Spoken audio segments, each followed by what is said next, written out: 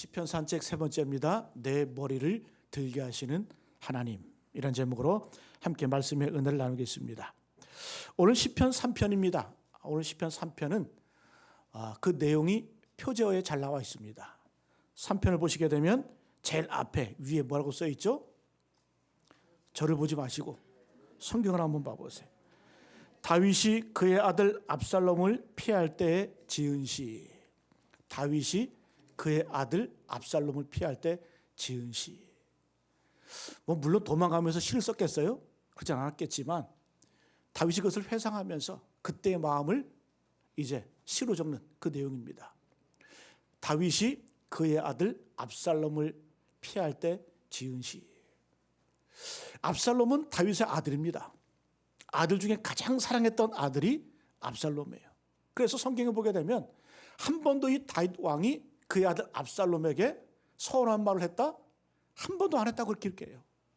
그렇게 여러 아들 중 가운데 가장 사랑했고 가장 또 성경에 보면 잘생겼다 그래요. 잘생겼던 그 아들이 압살롬이었습니다. 근데 그 아들이 하루아침에 칼을 들고 반역을 해서 아버지 다윗을 죽이려고 궁을 점령을 합니다. 이때 다윗은 허겁지겁 목숨을 피해서 예루살렘 뒤 감람산으로 도망을 갑니다. 그때의 모습을 사무엘하 5장에는 이렇게 표현하고 있습니다. 제가 읽어드릴게요. 다윗이 감람산 길로 올라갈 때 그의 머리를 그가 가리고 맨발로 울며 가고 그와 함께 가는 모든 백성들도 각각 자기의 머리를 가리고 울며 올라가니라. 이게 도망가는 모습이에요. 다윗이 아들의 그 칼을 피해서 도망가는 거예요. 세 가지 모습이 나와요.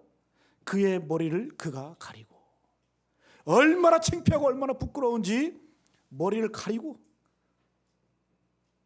도망가는 거예요. 그러면서 맨발로 다급했다는 얘기죠.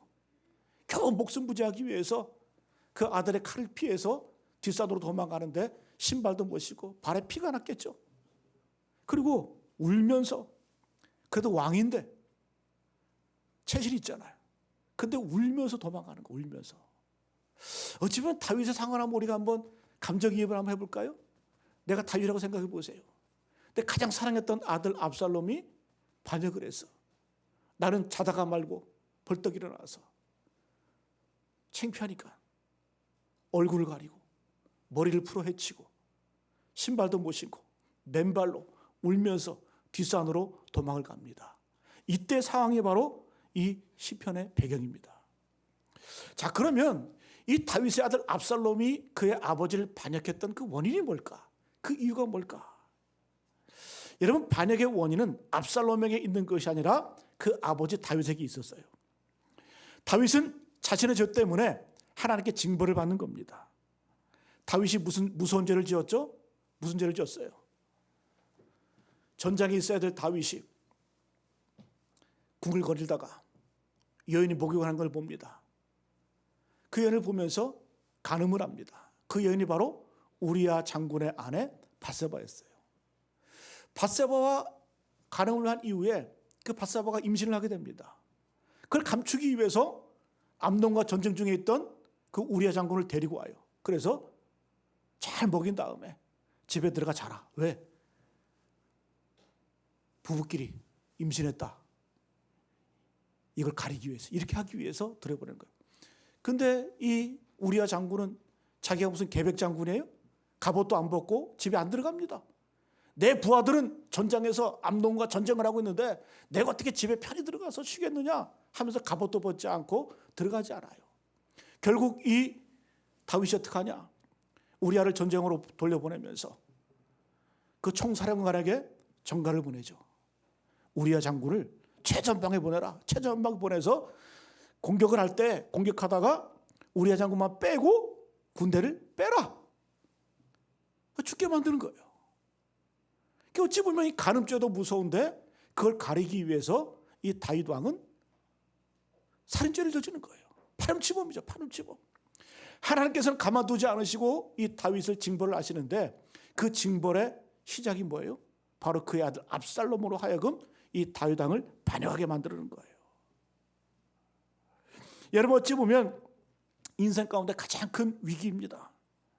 여러분 우리가 사는 동안 우리도 어려움을 겪게 됩니다. 고난이 있어요. 그러나 그 고통이 무슨 우리가 나라와 민족의 독립을 위해서 고난당하고 의미가 있죠. 보람이 있죠. 또 다른 사람들 이웃들을 위해서 희생하면서 내가 고난당해 고통당해 그 나름대로 의미가 있어요. 보람이 있어요. 그런데 오늘 이 다윗이 당하는 고난은 하나님께 벌을 받는 거예요. 징벌을 받는 내용이에요. 숨겨진 죄가 드러났어요. 그리고 모든 사람이 그 죄를 알고 있어요. 알게 됐어요. 손가락질합니다. 견딜 수 없는 고통이 다가옵니다. 얼마나 창피하면은 머리로 손으로 얼굴을 가리고 도망을 가는 거예요. 그와 함께했던 무리들도 같이 부끄러우니까 같이 울면서 같이 머리를 가리고 도망을 갑니다. 더 힘든 것은 가장 사랑했던 그 아들이 아버지에게 칼을 들이대고 죽이려고 달려오는 거예요.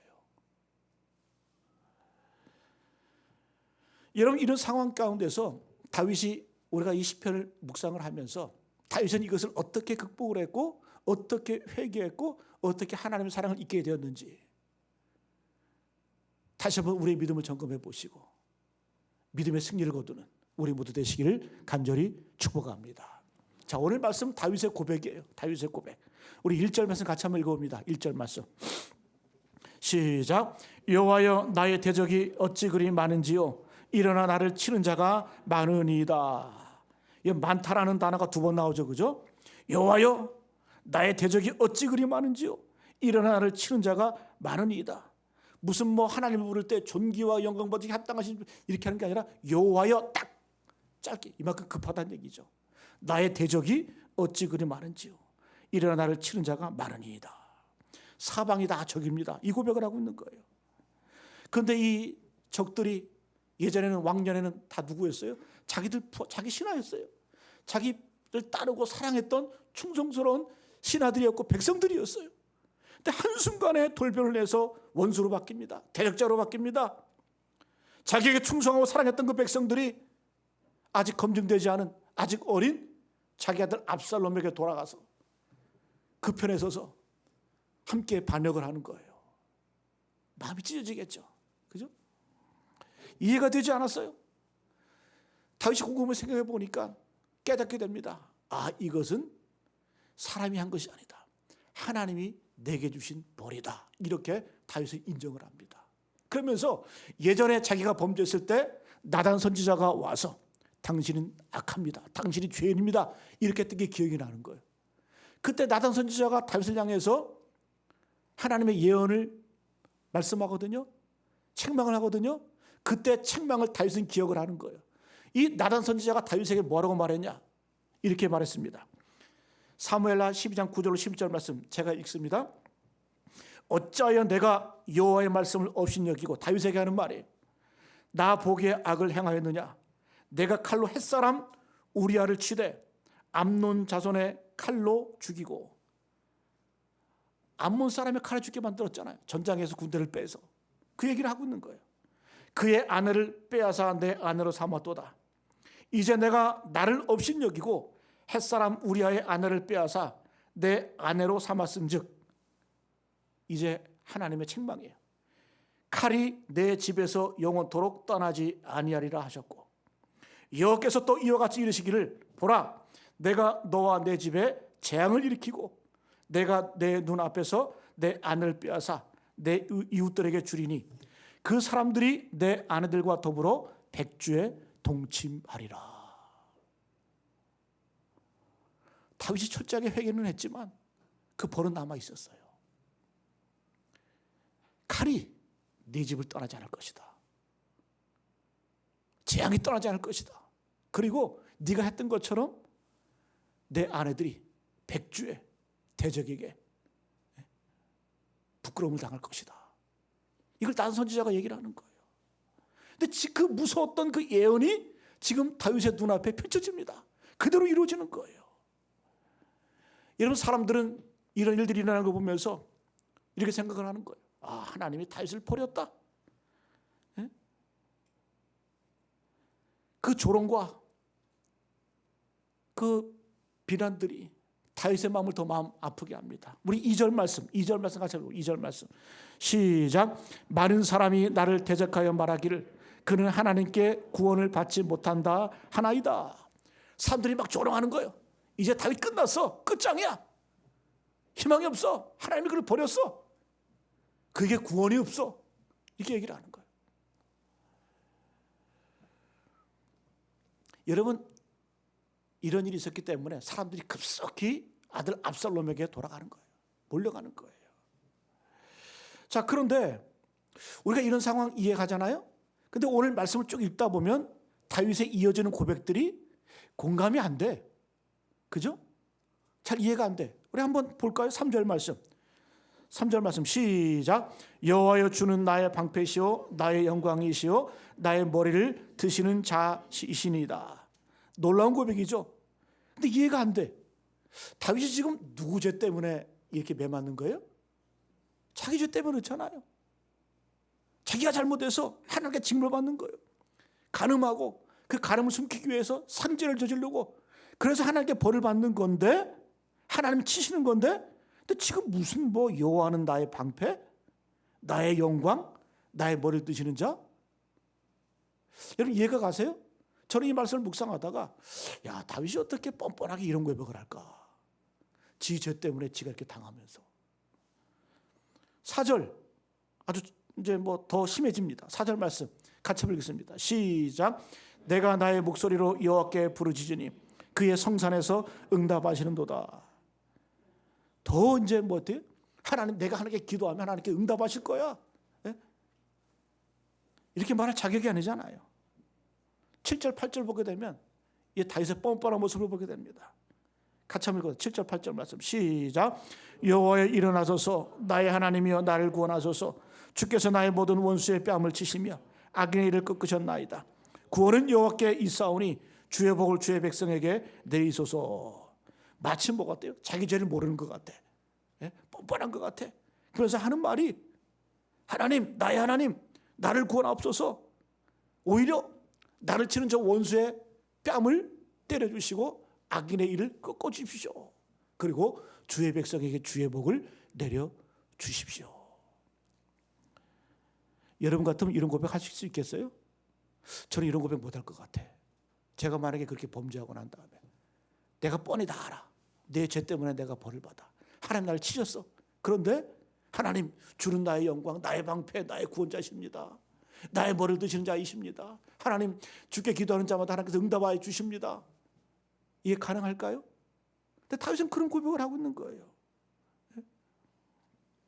그러면 이것이 믿음이라고 한다면 우리는 이것이 과연 진짜 믿음인가? 올바른 믿음인가? 회의가 들게 되겠죠. 하나님의 입장에서 보더라도 하나님 어떻게 이렇게 쉽게 용서하십니까? 어떻게 이렇게 다윗의 죄를 이렇게 쉽게 용서하시고 하나님께서 응답해 주십니까? 이것이 믿음이고 이것이 용서라고 한다면 우리 마음 가운데 때로는 분노가 이렇게 일어날 수도 있어요. 하나님의 용서가 이렇게 가벼운가? 제가 예전에 감옥에 면회간 적이 있어요. 교인인데 사기치고 들어갔어요. 그래서 제가 위로하면서 권면하면서 근데 그분이 그런 얘기에 깜짝 놀랐어요. 목사님 저는 이 기간 이 생활이 저의 십자가라고 생각을 합니다. 얼마나 제가 충격을 받았는지. 아니 지가 사기치고 지가 깜빵 들어가서 벌 받으면서 무슨 그게 십자가를 모욕하는 거 아니에요? 다윗이 똑같은 거예요. 지금 지가 범죄하고 하나님께 예언도 듣고 내가 이렇게 벌을 받을 것이다. 그 벌이 이해가 되는 거예요. 그런데 다윗이 어떻게 여호와는 나의 방패 나의 구원 나의 머리를 드시는 자다. 주여 주의 백성에게 주의 복을 내려 주십시오. 이게 가능할까? 자, 그런데 여러분 우리가 표면적으로 이것만 보면 다윗의 회개가 너무 가볍고 너무 과정을 거치지 않았다 이렇게 생각을 할 수 있는데 안 그랬어요. 다윗의 회개는 얼마나 처절했는지 얼마나 무섭게 회개했는지 성경을 한번 봐볼까요? 여러분 이 다윗의 이 사건에 대한 회개의 시가 시편 51편이에요. 시편 51편을 보면 다윗이 얼마나 처절하게 하나님께 회개하고 무릎 꿇고 눈물을 흘렸는지 제가 잠깐 읽어드릴게요. 시편 51편 9절로 12절 말씀. 주의 얼굴을 내 죄에서 돌이키시고 내 모든 죄악을 지워주소서. 하나님이여 내 속에 정한 마음을 창조하시고 내 안에 정직한 영을 새롭게 하소서. 나를 주 앞에서 쫓아내지 마시고 주의 성령을 내게 거두지 마옵소서. 다윗이 범죄하고 난 후에 어떤 느낌 받았냐? 하나님께 쫓겨난 것 같아. 하나님께서 나의 어떤 그런 모든 삶에 떠나신 것 같아. 그러면서 다윗이 통곡하면서 얘기를 하는 거예요. 주여 나를 주의 목전에서 쫓아내지 마시고 주의 성령을 내게 거두지 마옵소서. 그래서 하는 말씀이 주의 구원의 즐거움을 내게 회복시켜 주시고 자원하는 심령을 주사 나를 붙드소서. 범죄하고 나니까 기쁨이 싹 사라지거든요. 어떤 기쁨? 구원의 즐거움이 사라지는 거예요. 여러분이 믿는 자들이 범죄했다고 해서 구원이 사라지는 건 아니에요. 다윗의 고백처럼 구원의 즐거움이 사라지는 거예요. 얼마나 그의 마음이 아팠으면 통곡하면서 하나님께 회개를 하는 거예요. 시편 6편 6절을 볼까요? 내가 탄식함으로 피곤하여 밤마다 눈물로 내 침상을 띄우며 내 요를 적신하이다.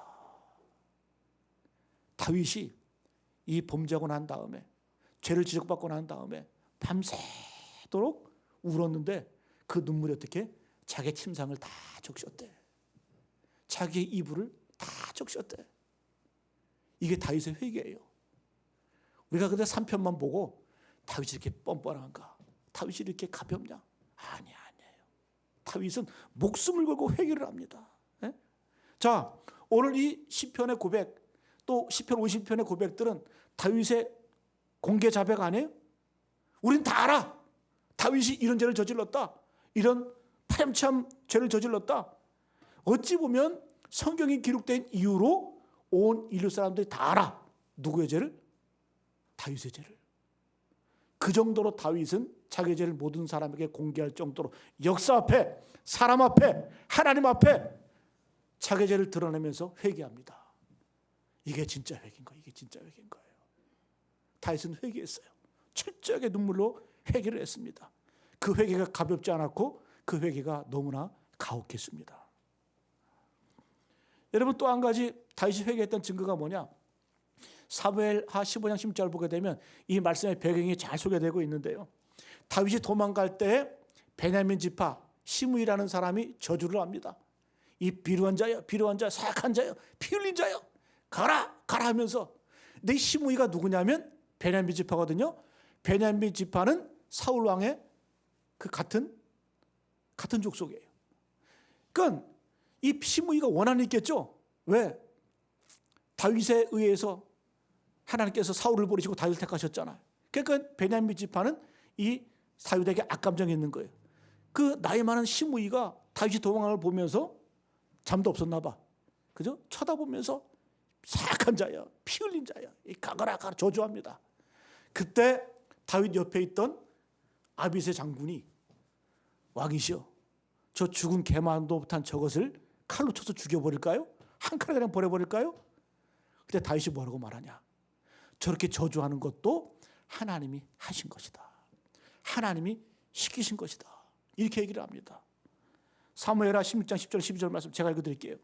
왕이 이르되 수르야의 아들들아, 내가 너희와 무슨 상관이 있느냐? 그가 저주하는 것은 여호와께서 그에게 다윗을 저주하라 하심이니. 또 2절 말씀 보게 되면 또 다윗이 아비새와 모든 신하들에게 이르시되 내 몸에서 난 아들도 내 생명을 헤아려 하거든. 하물며 이 베냐민 사람이라 여호와께서 그에게 명령하신 것이다. 그 시므의 저주조차도 저거 하나님께서 하신 것이다. 하나님께서 내게 벌 주신 것이다. 내 뱃속에서 난 내 아들 나를 죽이려고 하는데 저 시므이가 저주하는 것 당연하다. 여러분, 회개한 자의 모습이에요. 철저하게 회개하고 다 내 탓이요, 내 죄입니다. 이렇게 회개한 자가 바로 이런 모습이 나오는 거예요. 또 한 가지 근거는 뭐냐면 다윗이 도망갈 때에 그때 성전에 있던 사독과 아비아달 제사장이 하나님의 법궤를 가지고 급하게 다윗을 따라옵니다. 왜 그랬을까? 여러분, 하나님의 법궤는 하나님의 임재를 상징해요. 어찌 보면 이제 내전이 일어났잖아요. 반역이 일어났잖아요. 전쟁을 해야 되잖아요. 근데 하나님의 법궤를 갖고 있는 자가 정통성을 가지는 거예요. 왕의 옥사와도 같은 겁니다. 근데 때마침 이 사독 제사장이 하나님의 법궤를 들고 다윗에게 막 오는 거예요. 그때 다윗이 하는 말이 뭐예요? 돌아가라. 나를 따라오지 마라. 스스로 자기가 죄인인 거 아는 거예요. 내 죄 때문에 내가 이 고난을 당하는 거다. 그러면서 하나님의 법궤를 함부로 움직이지 마라. 그래서 돌아가게 만듭니다. 이게 다윗이에요. 다윗. 철저하게 회개를 합니다. 여러분, 하나님께서 다윗을 나중에 회복시켜 주시죠. 놀라운 축복으로 인도하시죠. 그 근거가 뭘까요? 철저한 회개가 있는 겁니다. 눈물 회개가 있는 겁니다. 그래서 어떤 사람은 그렇게 얘기를 해요. 다윗 왕이 가장 위대했을 때가 언제냐? 어린 소년으로서 그 3m 가까이 되는 골리앗을 때려 죽였을 때? 아니에요. 그게 아니라 그가 왕했을 때, 힘이 있을 때, 힘없는 선지자 나단이 와서 당신이 바로 그 죄인이다 지적했을 때 그 앞에서, 모든 사람 앞에서, 역사 앞에서 무릎을 꿇을 줄 아는 그 다윗이 가장 위대했다. 이렇게 얘기를 하는 거예요. 여러분, 하나님이 무엇을 기뻐하실까요? 하나님께서 기뻐하시는 것은 우리가 겸비한 마음으로 주 앞에 무릎 꿇는 거예요. 그걸 하나님이 기뻐하시는 줄로 믿습니다. 자, 그 다음에 우리 마지막으로 다윗의 믿음을 한번 살펴봐야 돼요. 자, 그럼 회개하면 끝나는 거예요? 아니죠. 우리가 아직까지 다윗의 이 고백에 대해서 잘 좀 납득이 안 되고 약간 거부감이 있을 수 있어요. 그러나 잘 한번 생각해 보세요. 회개와 믿음의 관계에 대해서 한번 살펴봐야 됩니다. 저는 그런 분 봤어요. 회개는 했지만 믿음을 잃어버린 분들도 있더라고요. 자, 이해가 안 되시죠? 회개는 했는데 믿음을 잃어버렸어. 자, 우리가 회개할 때 어떻게 합니까? 하나님, 내 죄입니다. 나 때문입니다. 내가 심은 것을 내가 거두는 겁니다. 그런데 거기에 머물러만 있는 것이 회개가 아니라는 거예요. 회개는 뭐라는 거예요? 내가 죄를 인정을 하고 철저하게 회개하고 통에 자복하고 그런 다음에 거기에 머물러 있는 것은 이거 사탄의 계략이에요. 나는 이제 안 돼. 나는 이제 끝났어. 나는 구원도 없어. 나는 저주받은 자야. 여러분, 다윗이 그랬습니까? 아니요. 다윗은 뻔뻔한 것 같지만 여호와는 나의 방패이시오, 나의 구원이시오, 나의 영광이시오, 내 벌을 드신 자입니다. 이게 믿음이라는 거예요. 믿음이라는 거예요. 철저한 회개가 전제되지만 그러나 우리의 믿음이 있어야 돼요. 어떤 믿음? 하나님 나를 회복시키실 거야. 나를 인도하실 거야. 하나님 나를 여전히 사랑하셔. 네? 이게 믿음이에요. 이 믿음. 그런데 많은 분들이 회개는 하는데 이 믿음까지 가지를 못해. 믿음이 있다고 하면서 그냥 그 자리에서 주저해버려. 낙심해버려. 절망해버려. 나는 가망연성이 없다 이렇게 생각을 해. 아니, 그건 믿음이 아니에요. 그런 믿음 가지고는 하나님이 역사하지 않으신다는 거예요.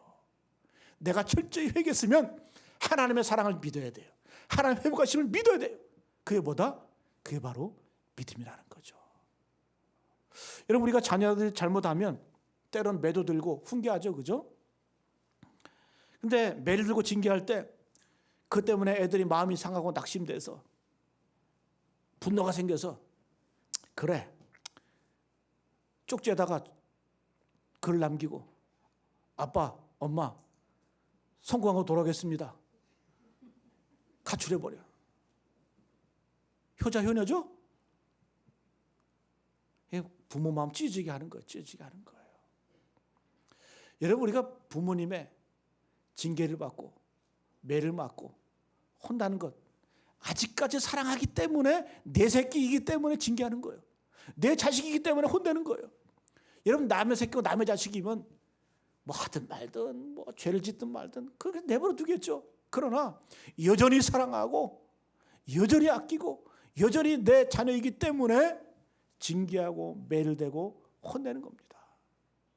그럼 어떻게 돼요? 매를 맞았으면 하나님께서 나를 여전히 사랑하시는구나, 달게 받아야지 하고 내 죄를 회개한 다음에, 그다음 어떻게? 거기서 끝나는 거 아니죠. 믿음으로 나아가는 거예요. 여러분, 믿음으로 나아가면 하나님 사랑합니다. 하나님 나를 사랑하시죠. 그 사랑 변치 않으시죠. 나아가면 하나님께서 그 상처를 싸매어 주시고 더 큰 축복으로, 더 큰 사랑으로 안아주시는 거예요. 이게 믿음이라는 거예요. 이게 믿음. 여러분과 다윗을 오해하시면 안 돼요. 다윗이 왜 이렇게 뻔뻔할까? 왜 이렇게 파렴치할까? 아니에요. 다윗은 철저하게 회개함과 동시에 그에게는 믿음이 있었어요. 어떤 믿음? 하나님이 나를 여전히 사랑하신다. 하나님은 나의 머리를 드시는 자이시다. 희망이 있다. 희망이 있다. 여러분 이 믿음 가지실 간절히 축복합니다. 그래서 그런 말 있잖아요. 인간의 끝이 하나님의 시작이다. 인간의 끝이 하나님의 시작이다. 어찌 보면 이 사건은 다윗의 인생 가운데 끝것 같아요. 마지막인 것 같아. 아예 끝장난 것 같아. 그런데 나중에 압살롬의 반역이 정리가 되죠. 그 아들 압살롬이 반역을 익히 난 다음에 나중에 죽습니다. 물론 여러분 다윗이 슬퍼했어요. 내 아들 압살롬아, 압살롬아. 차라리 내가 죽었으면 좋았을 것을 이렇게 하면서 울었지만 여러분 놀란 건 뭔 줄 아세요? 다윗이 회개하고 주께 믿음으로 나아갔더니 압살롬 대신에 누구 주셨냐? 솔로몬을 주셨어요. 솔로몬을 주셨어요. 이게 하나님의 회복이에요. 하나님의 은총이에요. 여러분 다윗의 말년에 여러분 잘 아잖아요. 사무엘하 24장에 보게 되면 다윗이 교만해졌어. 나이 들어서 할아버지가. 그래가지고 단에서 브엘세바부터 북쪽부터 남쪽 끝까지 인구 조사를 하네. 내가 통치하는 이 나라가 이 정도고 인구가 이 정도다. 그 코딱지만한 그 땅덩어리 안에서. 그때 하나님께서 다윗을 또 한 번 징계를 내리시는데 이제는 다윗을 치시는 것이 아니라 이스라엘 백성들에게 전염병을 주셔. 7만 명이 사흘 동안 7만 명이 죽어나가네. 그때 다윗이 눈물을 흘려서 또 기도하는 거예요. 하나님 차라리 이 백성이 무슨 죄가 있습니까? 나와 내 집을 멸해 주십시오. 회개합니다. 눈물 뿌리면서 철저하게 회개합니다. 그때 하나님의 처방이 무엇이냐? 너 속죄제를 드리는데 네 죄사함에 제사를 드려야 되는데 저기 아라우나 집에 가서 그 집에 타작마당을 사라. 타작마당 네 돈 들여서 타작마당을 사서 거기서 번제로 속죄제를 드려라. 근데 놀라운 거 뭔 줄 아세요? 그 다윗이 그 샀던 아라우나 타작마당이 나중에 그 아들 솔로몬이 성전을 지었던 성전의 터가 됩니다. 영광의 자리가 됩니다. 여러분 다윗은 고난이 참 많았어요. 자기 죄 때문이기도 하지만 그러나 다윗처럼 고난당한 사람 없었어요. 그럼에도 그의 삶이 영광스럽잖아요. 예수 그리스도의 조상이 되잖아요. 그 비결이 뭘까요? 하나님의 약속을 믿는 거예요. 왜? 인간은 끝난 것 같아. 사람은 끝난 것 같아. 희망 없는 것 같아. 그러나 뭘 믿었어요? 그때가 바로 하나님의 시작이다. 하나님이 그때 일하신다. 여러분 이 믿으시길 바랍니다. 여러분 사도 바울도 보세요. 사도 바울도 스데반 순교에 앞장던 사람 아니에요? 돌로 칠 때 증인 쓰던 사람 아니에요? 또 그가 도시락 싸들고 다니면서 예수 믿는 사람들 핍박하면서 죽였던 감옥에 갔던 사람 아니에요? 그런 자가 무슨 다윗하고 똑같은 사람이겠죠. 어떻게 그 머리를 들고 다녀요? 그가 어떻게 사람 앞에 나설 수 있었겠어요? 그러나 하나님의 은혜이기 때문에 하나님의 회복하심이 있기 때문에 사도 바울이 되는 거예요.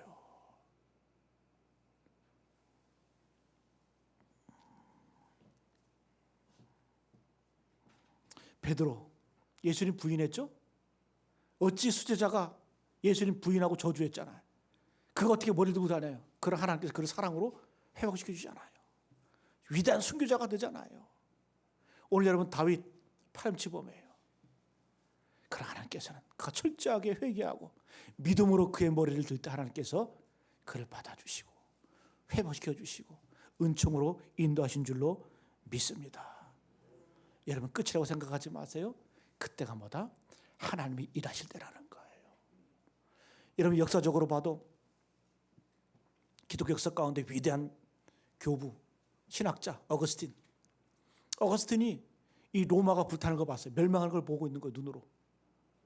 아니 도대체 하나님의 도성인 이 로마가 왜 이렇게 불이 탈까? 그것도 저기 게르만 북쪽, 게르만 족속들, 그 야만인들, 그 야만족들에 의해서 성이 불이 타는 거, 로마가 불이 타는 거예요.